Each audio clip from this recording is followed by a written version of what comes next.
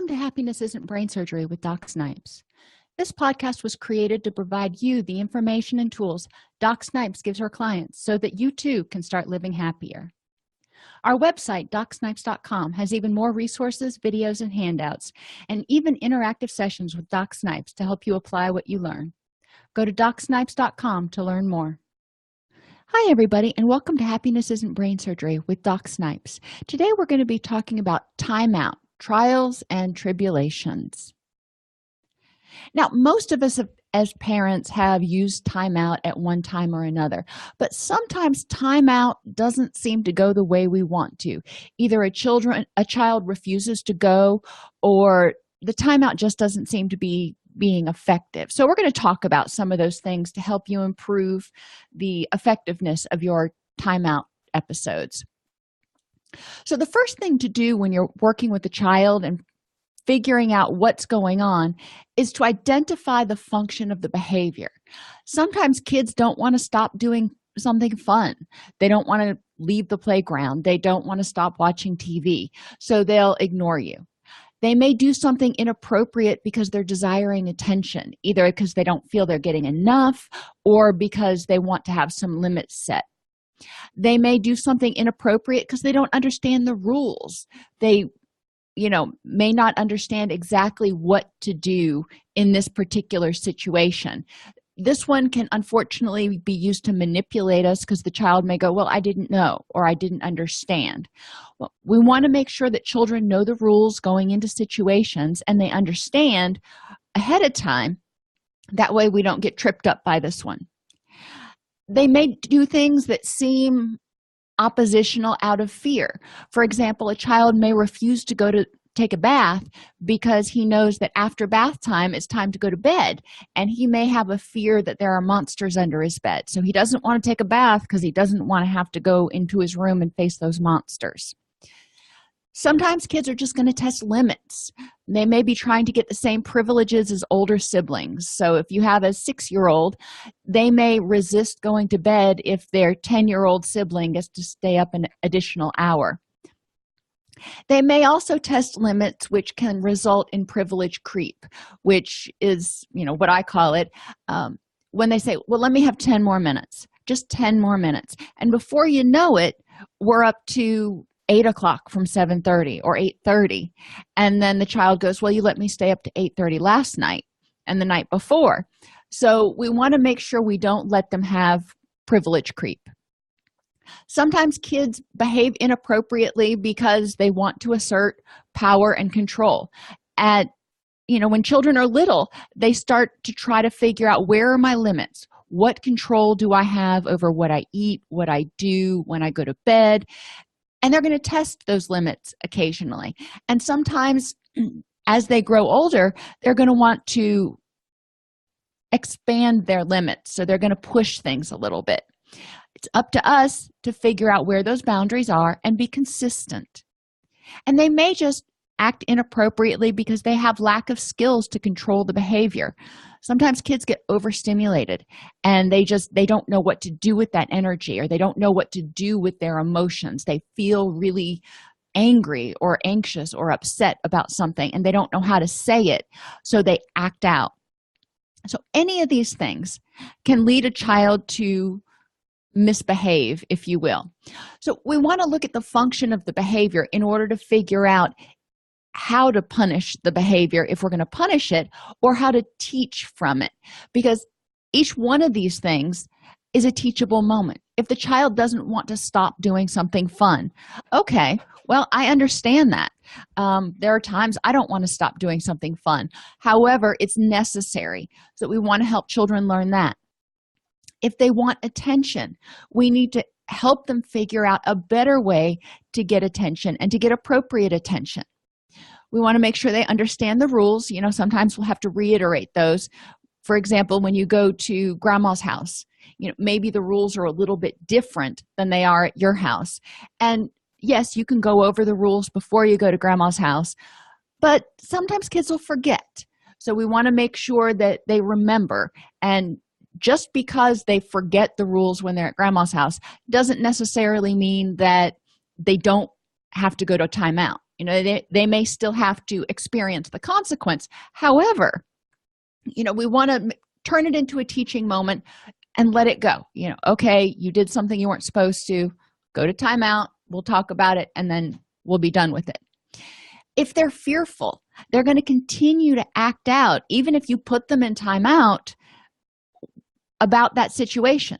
We need to figure out what's causing that fear and address that. If we need to figure out how to address the monsters under the bed, or the fear of going to the doctor, or whatever the case may be. When they're trying to test limits, again, this is one of those things we need to be consistent about. And it's important for us to explain to them why their 10-year-old sibling may get different privileges than they do, and help them understand a little bit more why the rules exist. Because I said so is not an acceptable response, even to a small child.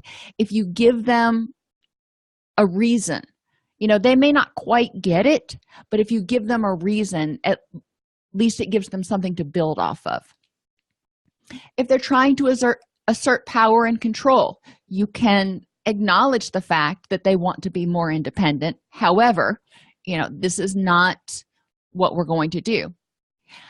And finally, if they lack skills to control the behavior, if they get overstimulated, sometimes after school, kids have been so good for so long. 6 hours is a really long time for a 6 or 7-year-old.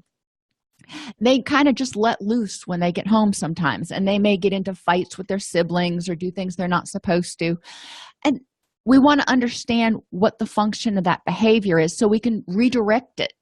All right, if we know that when Johnny comes home from school, he tends to be really wound up and is more likely to get in trouble, we want to help him understand that, okay, I hear you had to keep it together all day long. Let's take 30 minutes and figure out something you can do to kind of let loose and get some of that energy out.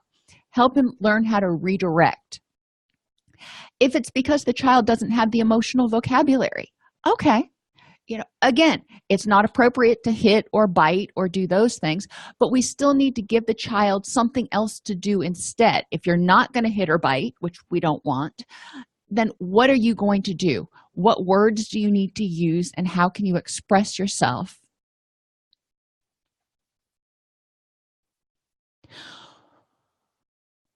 Whenever you do anything with children and timeout, and we're going to talk about some different suggestions for timeout, it's vital to keep your cool and not give in. So think about that little kid in the store who wants Cocoa Puffs, and they're in the cereal aisle, and mom says, no, we're not going to get Cocoa Puffs. That's too much sugar for you. You don't need that. So the child gets a little louder and says, but I want Cocoa Puffs. And mom says, no, you're not going to have Cocoa Puffs. And this goes on a couple more times. The child gets increasingly loud and increasingly demonstrative about what they want. And finally, they're just like, I want Cocoa Puffs. All right. So how did we get to this point? Well, anybody, actually, not just children, we will exert effort until the reward is not worth the effort. So for a child, if they learn that once you say, no, we're not going to get this, then throwing a temper tantrum isn't going to work, then they're not going to go past that. The first time they may go past it, but once they learn that throwing a temper tantrum really doesn't get them their own way, when you say no, they'll understand that no means no, and there's no way of changing their mind. An extinction burst is basically what I just said. When people or children recognize that if they push it, if they get louder, if they exert a little bit more effort, then they might get their own way, then they're going to continue to do that. We have to help children get through that period where they push it until it's just not worth the effort anymore, and they realize, you know what, that was kind of a wasted issue. Timeout is about allowing children to get into their wise mind. It's about removing them from the stimulus for a second so they can get rid of the adrenaline or whatever it is that's going through their body, and they can think a little bit more clearly. Timeout is when you're removing stimulation. You're removing them away from fun stuff, but also from anxiety-provoking stuff so they can think. It's important not to give attention during the timeout. You don't want to keep going over there and talking to them or sitting with them or even looking in their direction, as long as you know they're safe. Timeouts generally work best on young children who are oppositional and defiant and are hitting or biting or intentionally doing the opposite of what you ask. Again, we want to look at what's the function of the behavior. And a lot of times, if they're intentionally doing the opposite of what you ask, they may be looking for attention or have you set boundaries and put some structure. If they are hitting or biting, sometimes it's to get attention, and other times, again, they just don't have the emotional vocabulary or the social skills to communicate their needs effectively. So we want to look at that and figure out, is there a skill deficit here that we need to remediate to keep this from happening again? Kids who are whining about eating vegetables or negotiating for more video time tend to respond better to other approaches. And yes, it can get annoying if little Johnny's sitting at the table and he's like, I don't want to eat my Brussels sprouts. I'm not going to eat my Brussels sprouts. Well, young man, you're going to sit at the table until you eat your Brussels sprouts. Then it ends up being a power struggle between the two of you. Very rarely, I think, do kids have to eat the Brussels sprouts. In our household, one of the things I would do is negotiate. All right, you have to have a green vegetable. So if you're not wanting Brussels sprouts, what green vegetable will you eat? And so I'm getting my needs met to make sure that the child is getting their green vegetable, and he was getting his needs met because he really hated Brussels sprouts. Try using when then statements instead of if then, which communicates a choice. So if you say, if you brush your teeth and have your PJs on, then I'll read you a story, it sounds to the child like there's a choice there. When you say, when you brush your teeth and have your PJs on, I will read you another story, there's no choice there. It's when you do it, then this will happen, but you are going to do it, not if you do it. Because if you do it says, if you don't, then there's other options. When says there's no options. So try just changing your language a little bit, and instead of saying, if you do this, then I'll do that, say, when you do this, then I'll do that. Always process the issue with the child at the end of the timeout if you're going through timeout. The phrase that you hear sometimes is strike when the iron is cold. This is because when the child is upset, they're not going to hear much about what you're saying. They need to get into their wise mind. They need to get the adrenaline out of their system, just like we do. We understand and can process things more effectively when we're not all upset. So let them sit in timeout and get their emotions kind of under control, and then strike when the iron is cold. And ask the child, why did you do that? Why did you backtalk me? Why did you hit Sammy? Why did you whatever? Then talk about, why is it important not to do that? And try to elicit. We want to do Socratic reasoning. We don't just want to tell the child these things. We want the child to come up with the answers. Why is it important to not hit? Or why is it important to follow the rules when I tell you to do something? If the child doesn't know, then you may need to ask further questions like, how do you think it made Sammy feel when you took the ball from him? And if the child still doesn't know and is having difficulty taking Sammy's perspective, then go a step further and say, how would you feel if you were playing with the ball and Sammy came and took it from you? So help the child understand how he would feel, and then help him project that onto how Sammy might have felt, and then walk back to, okay, so if it made Sammy sad, why is it important not to steal balls from your friends? And finish up with, how can you avoid this problem in the future? If Sammy's hogging the ball on the playground and you want to play with it, how can you ask him nicely? How can you share the ball? What can you do to avoid this problem? So help the child work through it. And it feels painstaking at first, but once the child gets used to this questioning, they're going to learn to do the reasoning on their own, and it'll become much more expedient. As you know, even a month into it, it becomes a lot easier and the child can articulate what happened. So alternatives to timeout, or well, this isn't really an alternative to timeout, it is timeout. But if you've got a child who refuses to go in timeout, and they are up to about 5 or 6, when they get older, not so much, you can pick them up and put them in timeout in a safe, non-rewarding place. One of the biggest mistakes I see parents make is sending the child to their room for timeout.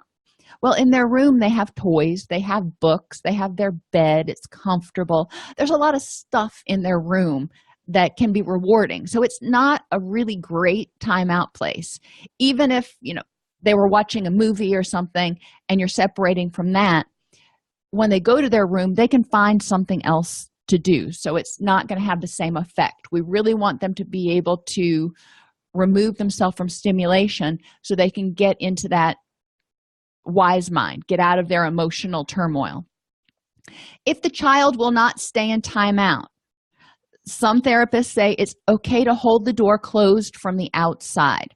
And obviously, you want to make sure the child is in a very safe place so they don't harm themselves. But this is one thing you can do. While holding the door closed, it's essential that you remain calm and in control of yourself and the situation. And occasionally remind the child with a calm voice, as soon as you sit quietly, I will start the timer.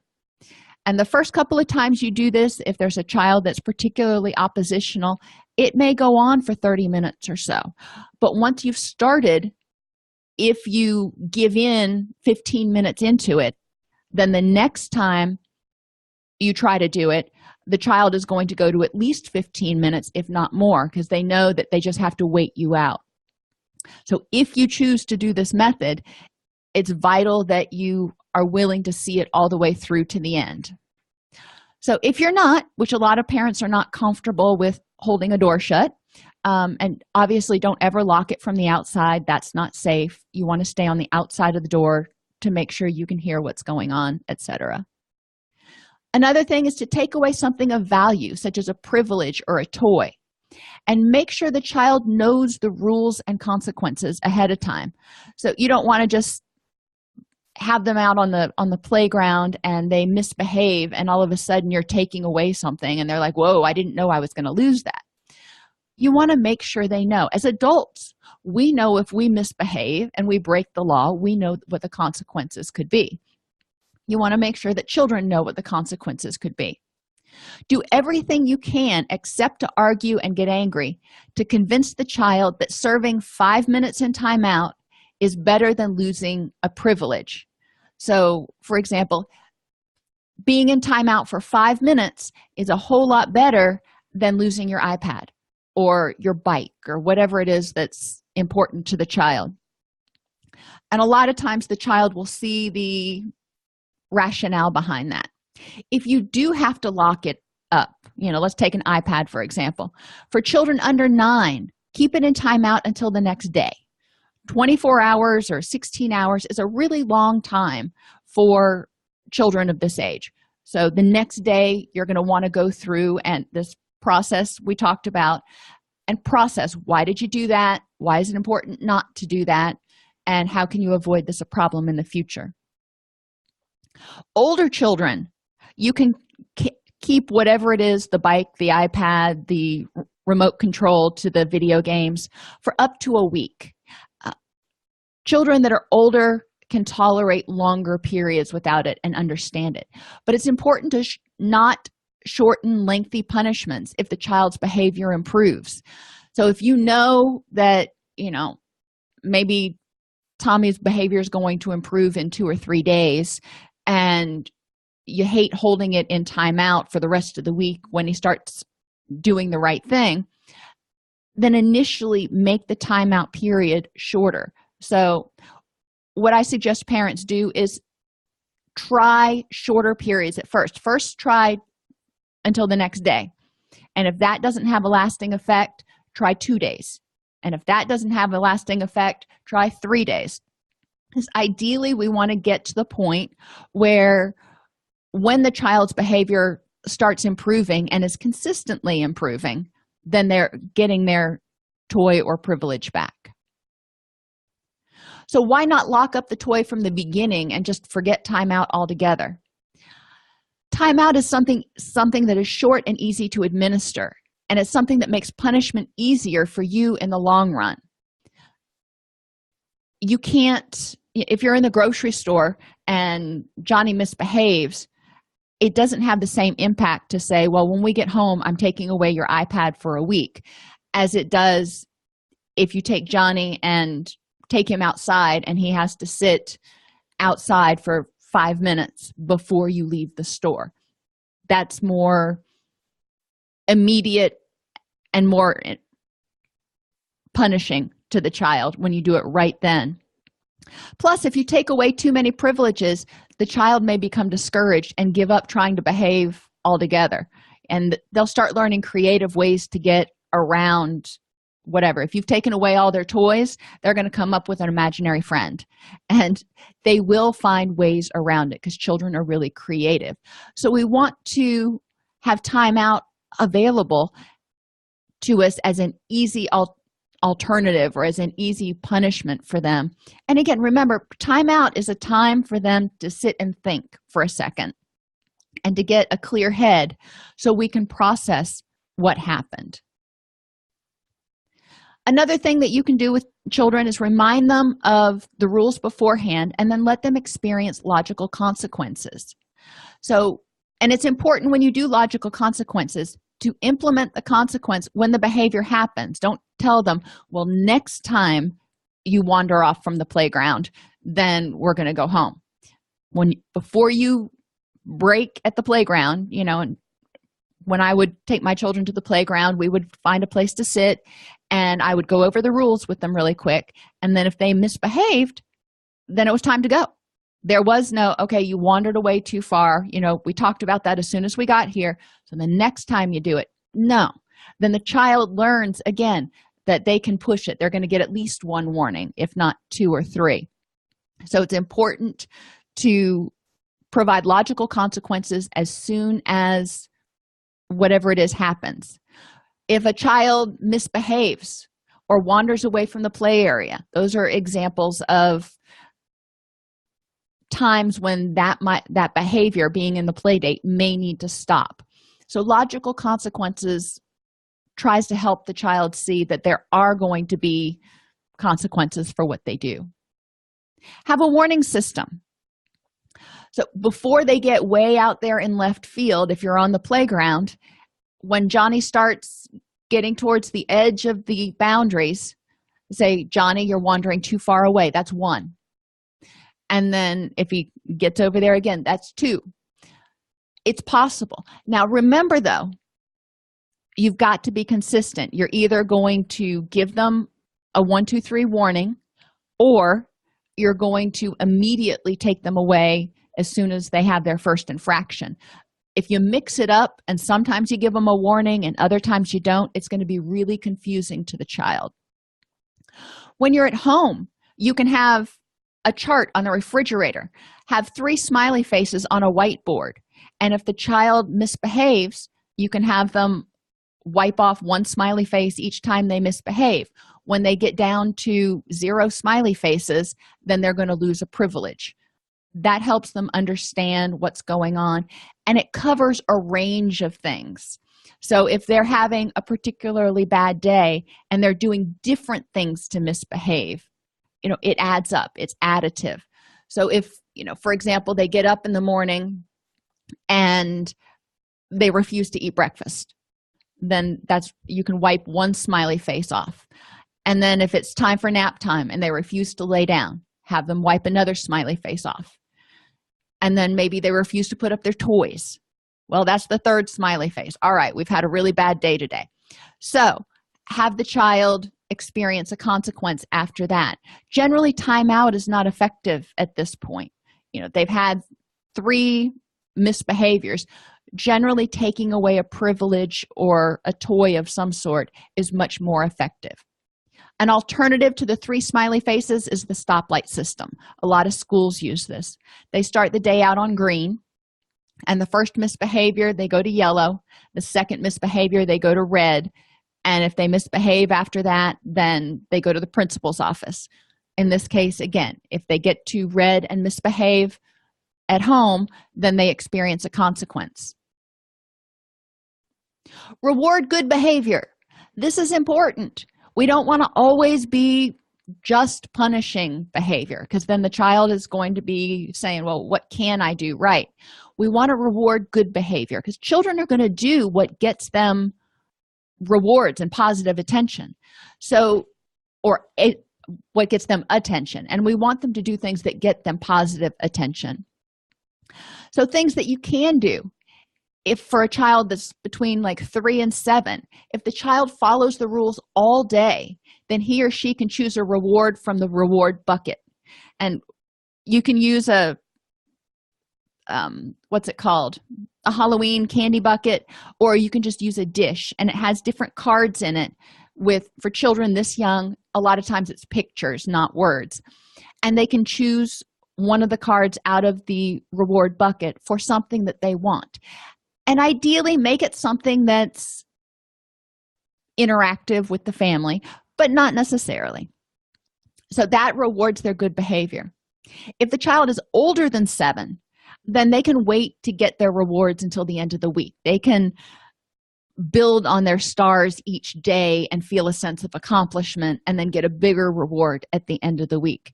But it's important that every time we punish a behavior, every time we try to eliminate a response, whether it's biting or hitting or talking back or whatever it is, we have to put something else in its place. We have to give them a positive alternative behavior in order to help them develop the ability to cope with life on life's terms.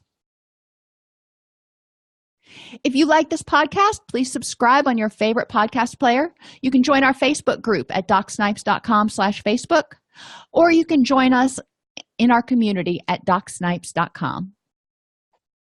Thanks for tuning into Happiness Isn't Brain Surgery with Doc Snipes.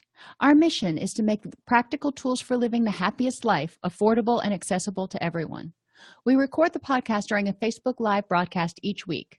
Join us free at DocSnipes.com/Facebook, or subscribe to the podcast on your favorite podcast player. And remember, DocSnipes.com has even more resources, members-only videos, handouts, and workbooks to help you apply what you learn. If you like this podcast and want to support the work we are doing, for as little as $3.99 per month, you can become a supporter at DocSnipes.com/join. Again, thank you for joining us, and let us know how we can help you.